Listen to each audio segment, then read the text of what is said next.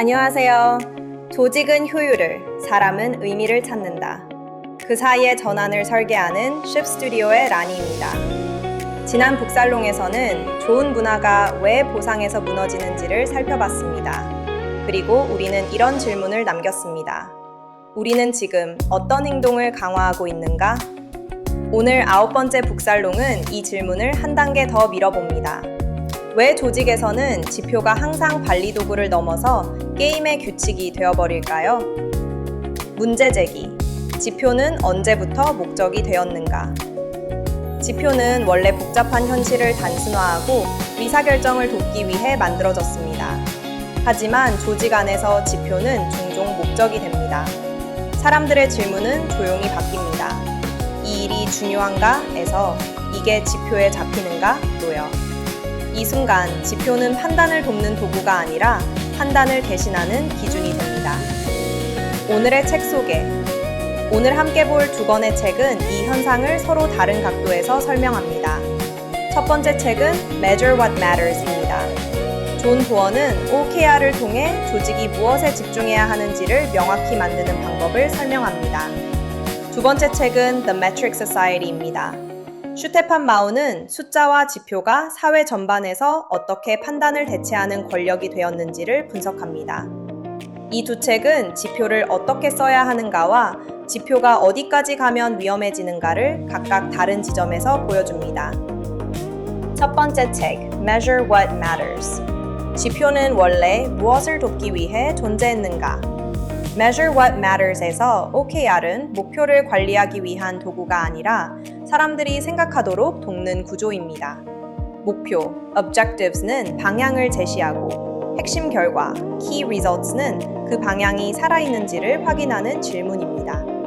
좋은 지표는 정답을 주지 않습니다.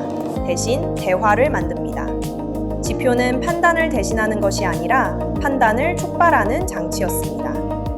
OKR이 널리 쓰이게 된 데에는 4가지 초능력이 인정받았기 때문입니다. 1. 집중과 선택. 중요한 것 몇 개에 집중하게 만들고 덜 중요한 것을 포기하게 만든다. 2. 정렬과 연결. 목표를 공개해 팀 간 협업과 연결을 촉진하여 사일로를 제거한다. 3. 추적과 책임. 정기적으로 점검하며 이탈을 막고 수정 보완을 가능하게 한다. 4. 도전과 혁신. 달성하기 어려운 스트레치 목표를 통해 새로운 방식의 문제 해결을 촉발한다. 하지만 OKR은 점수의 언어라. 대화, 피드백, 인정의 사람의 언어로 작동되게 해야 합니다. CFR, 즉 대화, conversations, 피드백, feedback, 인정, recognition의 문화 위에 OKR을 세우지 않으면 OKR은 성과 관리 도구로 돌아갑니다. OKR은 문화 위에만 섭니다. OKR은 도구지만 투명성, 신뢰, 심리적 안전, 책임, 학습, 협업 문화가 받쳐주지 않으면 의도한 초능력이 작동하지 않습니다. OKR이 게임이 되는 순간 문제는 OKR 그 자체가 아닙니다. 문제는 OKR이 평가와 보상에 직접 연결되는 순간입니다. 이 순간 목표는 방향이 아니라 점수가 되고 핵심 결과는 학습이 아니라 방어의 대상이 됩니다. 사람들은 목표를 고민하는 대신 지표를 맞추는 전략을 고민합니다. OKR은 더 이상 생각의 도구가 아니라 게임의 규칙이 됩니다. 두 번째 책, Metric Society. 슈테판 마우는 Metric Society를 사회적 판단과 의사결정이 점점 더 숫자, 지표, 랭킹, 점수에 의해 이루어지는 사회로 정의합니다.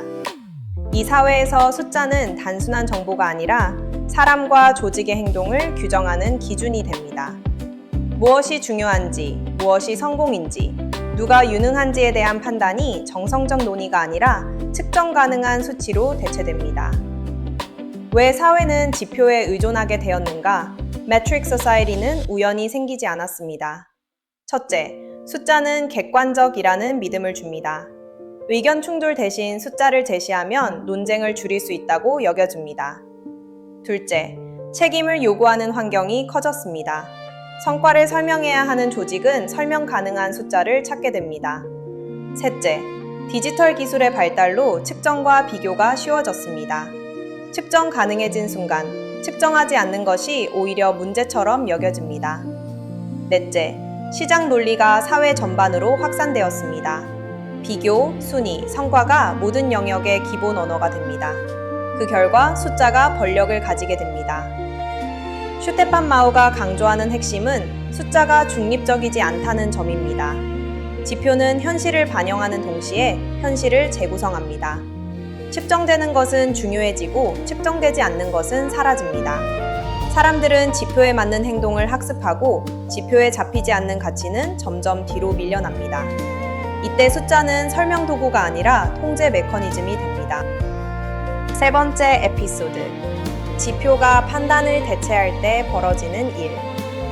Metric Society에서는 판단의 책임이 숫자로 이전됩니다. 판단의 주체가 사람이 아니라 숫자로 되는 순간 숫자는 시스템이 되어 질문을 줄이고 맥락을 제거하며 다른 가능성을 차단합니다. 조직은 점점 생각하는 조직이 아니라 지표에 맞추는 조직이 됩니다. 지표가 목표가 되는 순간 지표는 현실을 개선하기보다 게임의 규칙이 됩니다. 성과는 좋아 보이지만 실제 가치는 떨어지는 현상이 나타납니다. 이것이 마오가 말하는 Quantification Trap입니다. 스테픈 마오는 지표를 없애자고 말하지 않습니다. 대신 질문합니다. 지표는 중립적이지 않고 행동을 바꿉니다. 숫자가 판단을 대신하는 순간 조직은 생각하지 않고 숫자만 맞춥니다. 그래서 우리는 무엇을 측정하는가 보다 무엇을 판단하지 않게 되었는지를 물어야 합니다. 아우트로 지표는 중립적이지 않습니다. 지표는 행동을 바꿉니다. 그리고 지표가 많아질수록 조직은 더 많이 측정하지만 덜 생각하게 됩니다. 그래서 다음 질문은 이것입니다. 성과는 정말 관리의 대상일까요? 아니면 애초에 설계의 문제일까요? 다음 북살롱에서는 이 질문으로 이야기를 이어가겠습니다. 구독을 하시면 매주 한 권의 책과 하나의 질문으로 AI 시대를 건너는 이야기를 함께 하실 수 있습니다. 좋아요는 이 북살롱을 계속 이어가는 데 큰 힘이 됩니다. 지금까지 쉬프트 스튜디오의 란이었습니다.